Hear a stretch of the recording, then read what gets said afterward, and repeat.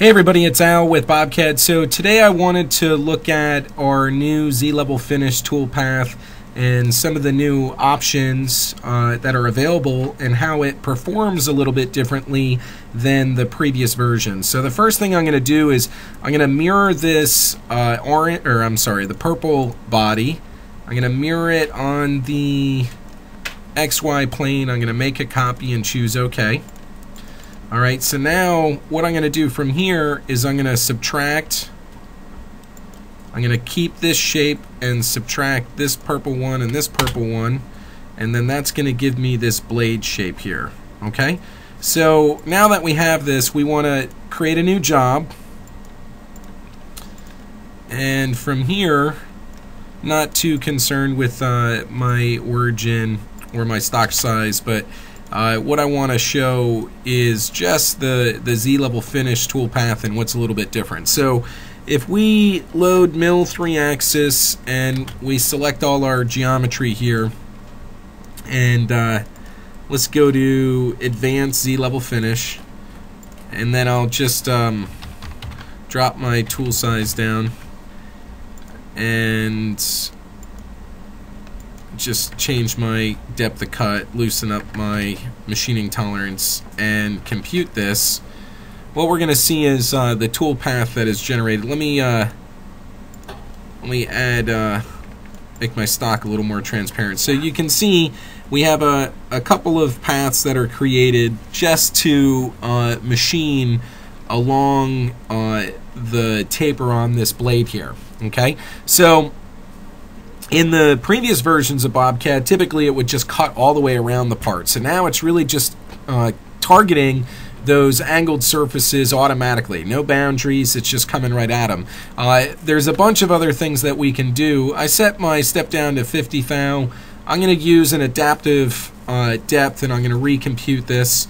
And now you can see that it automatically creates multiple steps to get down to the bottom, because it can tell that that surface is flattened out. So it's an adaptive step down, doing a much better job of cleaning this up. Now the other thing you're going to notice is these rapid backs. See how it's cutting in one direction and it's rapiding back? So that's kind of a waste of movement. Sometimes it's necessary, you want to cut in one direction, but we now have the ability to provide a zigzag option. So what this will let you do is have the tool path work its way back and forth, so that way it's staying in the cut the whole time. You can see, let's see if I have some other options that we can look at here. We have trim to operation stock, similar to what I had shown recently with operation stock on 4-axis. That would apply as well. We can say, instead of going from the top down, we can say the bottom up. That one's a little harder to tell with the tool path that's on the screen, but it's going to start on the bottom and then it's going to work its way up. So that's a neat new feature. In addition, we have a spiral routine, but that's not really going to apply to this particular job. We have a rounded corners option.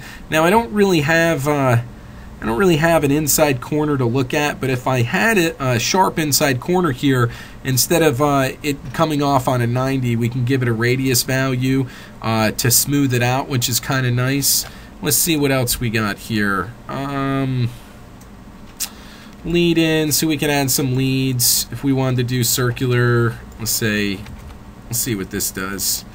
I think that's just going to be on the start and finish. You can see how it leads in and leads out on the start and finish. Let's see what else we have. We have some boundary options, which is kind of nice, where you can say tool inside, tool outside, center of tool is fine. I'm not even using a boundary. The other option that I have here is, right now it's on extents. Let's look at part bottom. If we choose part bottom, now you can see how it's cutting all the way around the part, and this is typically what you would expect in the past.